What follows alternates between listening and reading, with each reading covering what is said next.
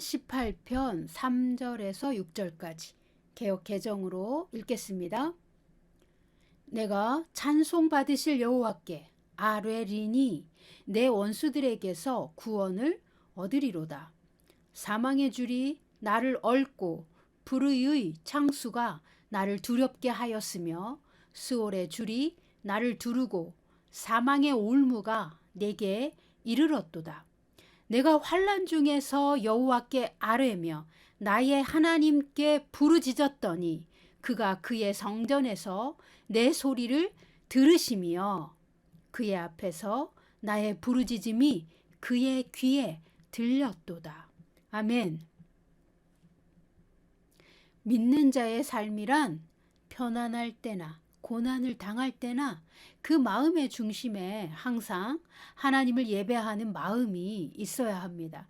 모든 상황에서 하나님을 바라볼 수 있다면, 그리고 하나님의 이름을 부르고 하나님을 찬양할 수 있다면 언제나 하나님의 구원이 믿는 자 가까이에 준비되어 있는 것을 경험할 수 있습니다.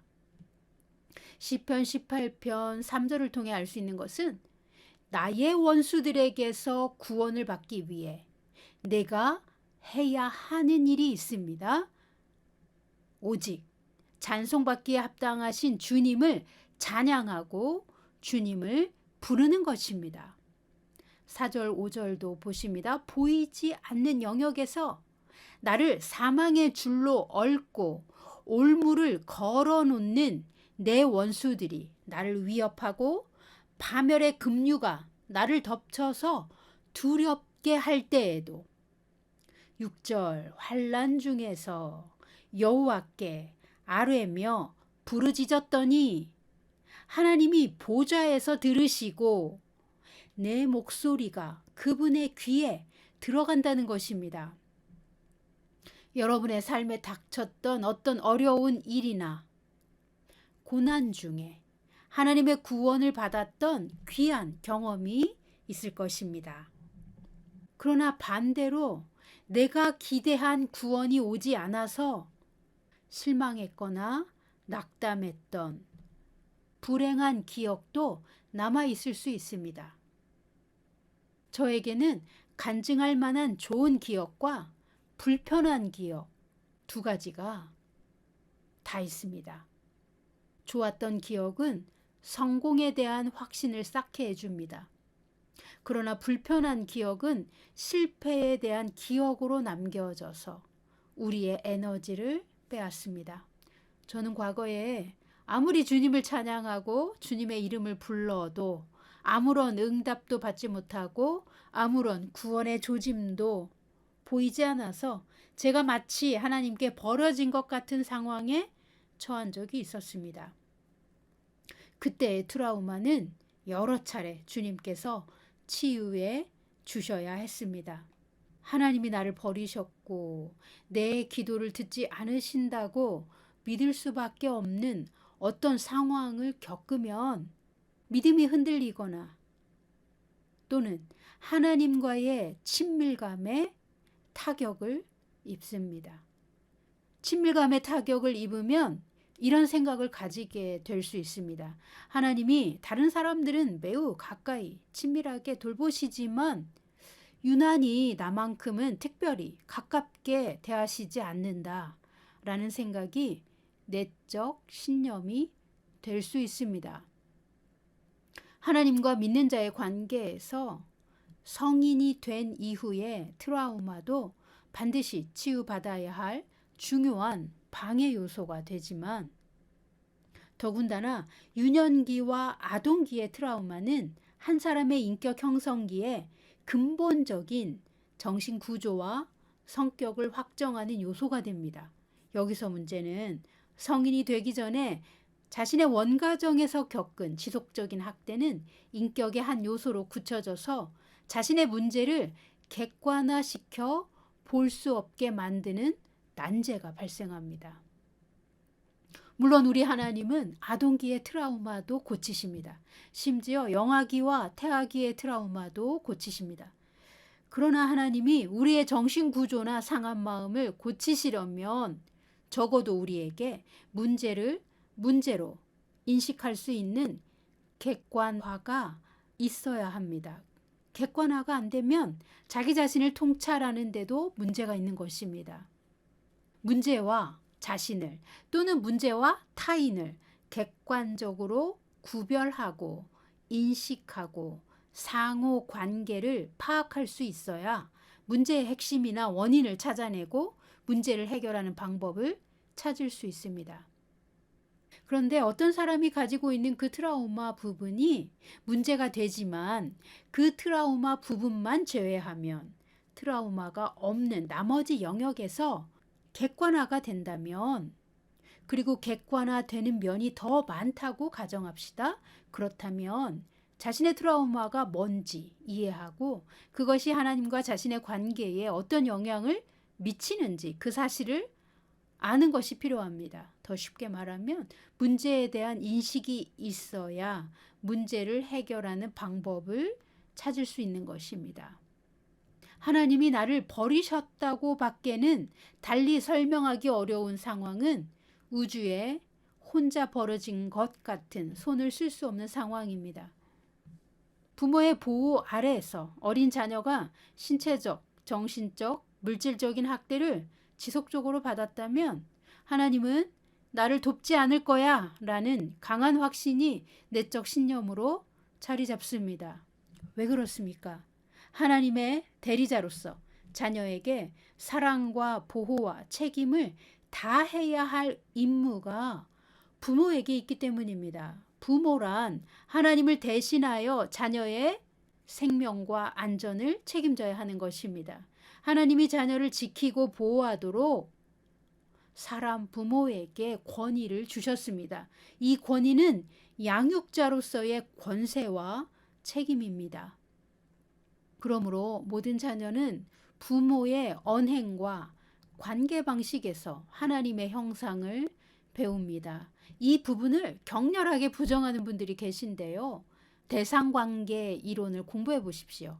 과학적으로 증명된 사실입니다. 생물학적인 부모가 부재할 경우에는 부모 역할을 하는 대리 양육자가 부모로서의 그 권위와 책임을 가지기 때문에 대리 양육자도 부모와 같은 영향력을 행사합니다.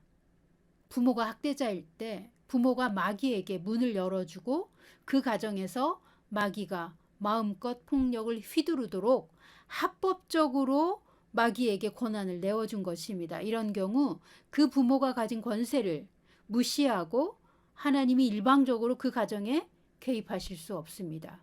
부모가 죄를 멈추고 하나님의 도우심을 구하지 않으면 학대 아래의 자녀는 반드시 외부의 구원자가 나타나기 전까지 마귀의 폭력 아래 살게 되는 것입니다.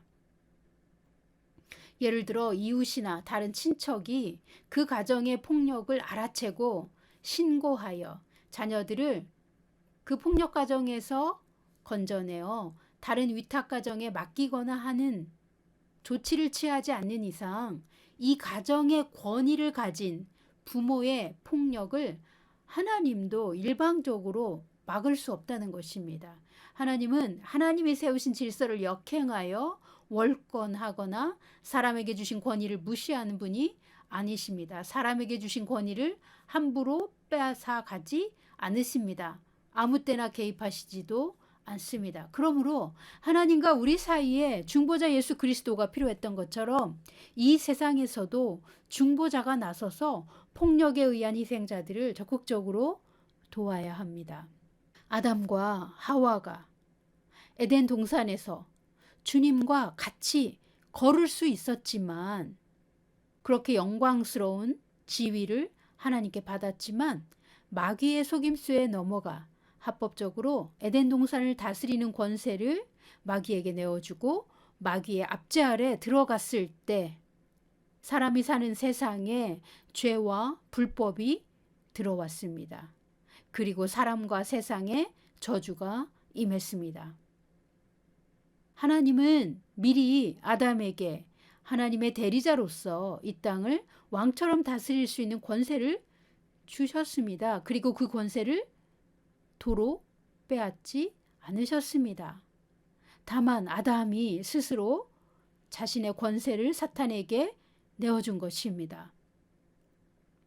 이와 같이 사람 권위자, 즉 부모에게 주신 권세는 자녀를 잘 돌보고 양육하고 보호하고 책임지는 권한입니다. 그런데 이 권한을 하나님이 결코 누구에게서도 빼앗은 적이 없습니다. 하나님이 아담에게 다스리는 권세를 주신 것이 합법적이었기에 사람이 스스로 그 권세를 마귀에게 내어주면 하나님은 그 영역에 개입하실 수 없습니다. 그렇게 사람이 마귀에게 권세를 내어준 영역에서 어린 자녀들이 학대하는 부모를 보고 자라며 하나님의 형상을 오해합니다. 하나님을 학대자로 인식합니다. 그리고 자기 자신을 피해자로 여기며 성장합니다. 하나님은 학대자이시고 자신은 희생자라는 깊은 피해의식을 가지고 세상을 살아갑니다. 하나님은 불의하셔서 나를 구원하시지 않았고 이기적이고 냉혹한 존재라고 믿습니다. 심한 경우엔 하나님을 대적하고 하나님이 선하시다는 것을 믿지 않으며 오히려 선한 것 또는 선한 사람들을 증오하는 상태가 되기도 합니다. 그러나 학대 아래 성장했어도 진리가 무엇인지 선한 것이 무엇인지 찾는 이들도 있습니다. 자신의 문제를 객관화하여 그 문제에서 벗어나기 위해 먼저 자기를 변화시키고자 하는 특별한 사람들이 있습니다. 저는 이런 분들을 실제로 만나봤고 이런 분들에게 하나님의 기적이 오는 것을 경험했습니다. 어린 시절에 학대를 받았다고 해서 모든 사람이 성격 장애자가 되는 것은 아닙니다. 학대받았다고 해서 구원받는 것이 불가능한 사람이 되는 것도 아닙니다. 중요한 것은 내가 과거에 겪은 일들이 지금의 나에게 어떤 영향을 주었고 나는 어떤 기억으로 나의 과거를 해석하며 현재와 미래에 적용하는지를 아는 것입니다. 자기 자신을 바르게 이해하려는 통찰의 의지가 있거나 진리를 추구하는 거룩한 갈망을 가진 사람들은 비록 학대와 같은 경험을 했어도 성격 장애자로 영원히 남지 않습니다. 정신의학 전문가들은 아동기와 유년기의 학대를 받으면 나르시시스트가 된다고 말합니다. 그러나 비록 유년기와 아동기의 학대를 받았다고 해서 모두가 나르시시스트가 되지 않는다고 말합니다. 더군다나 성인이 된 이후에 학대를 받았다고 해서 나르시시스트나 성격장애자가 되는 것은 더더욱 아닙니다. 어떤 이유로든 우리의 인격에 상처로 인한 트라우마나 장애 요소가 부분적으로 있다 해도 하나님은 능히 고치실 수 있습니다. 가장 중요한 것은 문제를 객관적으로 인식하고 그 문제를 해결하고자 하는 의지를 갖고 있는가입니다. 뿐만 아니라 하나님의 치유에 자신을 내어 맡길 수 있는가가 중요합니다. 상한 마음의 치유와 정신적 성장을 위해 기꺼이 대가를 지불할 마음이 있는 사람은 하나님의 치유를 받을 수 있습니다. 안타깝게도 대부분의 사람들은 자신의 치유를 방해하는 요소가 자기 자신 안에 있다는 것을 모릅니다. 하나님은 우리를 구원하시고 치유하기를 원하시지만 우리의 무지와 저항이 그 은혜를 받아들이지 않습니다. 우리의 무지와 저항이 우리의 치유를 막는 내부 요인임과 동시에 이 내부 요인을 이용하여 우리를 하나님의 반대편에 서도록 역사하는 악한 대적자가 있습니다. 이 대적자는 우리가 치유받는 것을 가장 싫어하고 두려워하는 존재입니다. 우리의 무지와 내면의 저항을 이용하여 우리의 치유를 방해하는 존재는 바로 악한 마귀입니다. 우리가 치유를 받으면 마귀의 세력은 집을 잃어버리고 표류하는 신세가 되기 때문입니다. 우리가 치유받으면 마귀는 우리의 삶에서 쫓겨나가야 하기 때문입니다. 마귀가 쫓겨나가면 축복이 임합니다. 반대로 축복이 임하면 마귀는 떠날 수밖에 없습니다. 우리가 하나님께 절실하게 부르짖을 때 주님은 우리를 구원하시기 위해 우리의 문제와 위기 상황에 개입하여 주십니다. 우리가 주님을 절실하게 찾고 찾을 때에 주님의 구원의 손이 임합니다. 시편 34편 19절은 이렇게 말합니다. 의인은 고난이 많으나 여호와께서 그의 모든 고난에서 건지시는도다. 아멘. 의인은 고난이 많다고 시편은 말합니다. 의인이 고난을 당하고 하나님의 도우심을 요청하면 하나님은 그의 의인들을 고난에서 반드시 건지십니다. 의인은 고난을 당하면 하나님께 더욱 더 가까이 나아갑니다. 그러나 악인은 하나님을 향하여 이를 갈고 대적하고 비난하고 저항합니다. 고난을 당하여 겸손히 하나님께 도움을 구하는 자들은 그리스도 예수의 피로 구속받은 의인들입니다. 의인의 간구에 적극적으로 반응하시는 하나님을 신뢰하십시오. 그 하나님의 얼굴을 구하십시오. 그리고 도움을 요청하십시오. 당신을 그 고난에서 건지실 수 있는 분은 하나님이십니다. 하나님은 의인의 구원이 되십니다. 시편 34편 18절도 보십니다. 여호와는 마음이 상한 자를 가까이 하시고 충심으로 통회하는 자를 구원하시는 도다. 아멘. 여러분의 상처가 비록 깊고 끔찍해서 누구도 나를 도울 수 없다고 믿을 때에도 하나님의 이름을 부르고 하나님께 긍휼을 구하십시오. 하나님은 마음이 상한 자를 긍휼히 여기시고 적극적으로 치유하시기를 원하십니다. 그러나 여러분의 마음에 깊은 회개와 죄에서 돌이키고자 하는 선한 의지가 있어야 합니다. 만약 이런 선한 의지 없이 그냥 고통이 사라지기를 바라는 유아적인 심리로는 하나님의 치유를 받으실 수 없습니다. 시편 34편 18절이 말하죠. 충심으로 통회하는 자를 하나님은 구원하시기 때문입니다. 저는 목회사역 안에서 수많은 사람들이 문제는 해결받고 싶어 하지만 문제를 해결하고자 하는 의지가 없음을 보았습니다.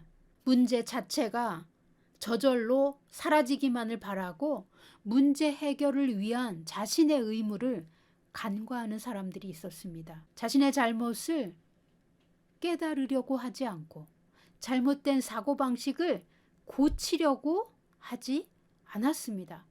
그런 사람들은 하나님의 은혜를 업신여기고 하나님을 신뢰하지도 않습니다. 하나님의 선하심을 조롱합니다. 그런 사람은 치유와 구원을 받지 못합니다. 시편 34편 18절에서 성경이 말하길 하나님은 마음이 상한 자를 가까이 하시고 충심으로 통회하는 자를 구원하신다고 말하고 있습니다.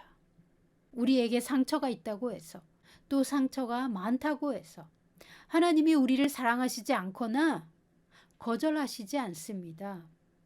그러나 문제는 상처를 해결하려는 의지가 없는 사람들은 그저 고통만 호소하지 문제 해결을 위한 태도가 결여되어 있는 것입니다. 문제 자체나 고통이 급나와라 뚝딱하고 사라지기를 바랄 뿐 그 문제를 해결하기 위해 기꺼이 대가 지불을 하지 않습니다. 그래서 하나님은 돼지에게 진주를 던져주지 말라고 하신 것입니다. 값비싼 진주는 진주의 가치를 제대로 알고 그 가치를 잘 사용할 수 있는 자에게만 주시는 것입니다. 하나님의 치유와 구원은 어떤 진주보다 비싼 가치가 있습니다. 사람을 자유하게 하는 능력은 마귀의 속박을 깨뜨리는, 저주를 부숴버리는 어마어마한 하나님의 권세와 능력의 기름 부음이기 때문입니다. 아무리 많은 물질을 소유했어도. 자유가 없는 사람들은 마귀의 노예처럼 삽니다. 많은 물질이 정신과 심리의 고통을 없애주지 못합니다. 그러나 하나님이 주시는 마음의 자유는 우리를 승리하는 삶, 성공과 번영의 길로 안내해 줍니다. 더 중요한 것은 하나님과의 친밀감으로 인도합니다. 하나님과 누리는 친밀한 관계는 그 어떤 것으로도 대체할 수 없는 가치입니다. 하나님과의 친밀감을 얻는 것은 사람에게 최고의 영광입니다. 이 친밀함은 마귀의 속박을 초월하는 능력입니다. 이 친밀함은 많은 대가를 지불하고 고난을 통과하여 진리에 순종하고 하나님께 순종하는 사람들에게 주시는 하나님의 가장 큰 축복이 하나님과의 친밀함입니다. 저는 하나님의 얼굴을 구하는 이들이 이 친밀감을 얻고자 하지만 방해받는 영역에 대해 도움을 주고자 이런 메시지를 전하는 것입니다. 이것이 저의 사명이기 때문입니다. 사랑하는 성도 여러분, 의인은 고난이 많습니다. 그러나 여호와께서 그의 모든 고난에서 건져주십니다. 여호와는 마음이 상한 자를 가까이 하시고 충심으로 통회하는 자를 구원하십니다. 환난 중에 여호와께 부르짖으면 우리의 울부짖는 소리가 주님의 마음과 주님의 귀에 들어갑니다. 주님은 환난 중에 부르짖는 의인의 목소리를 들으시고 구원을 주십니다. 여러분의 대적자가 아무리 불의의 창수로 여러분을 덮으려 하고 사망의 줄과 올무로 여러분을 묶으려 하여도 포기하지 말고 주님의 이름을 부르십시오. 주님께 구원을 요청하십시오. 주님께서 나타나 도우십니다. 트라우마의 현장에 주님을 초대하십시오. 과거의 기억을 수정하여 새로운 기억으로 변화시켜 주십니다.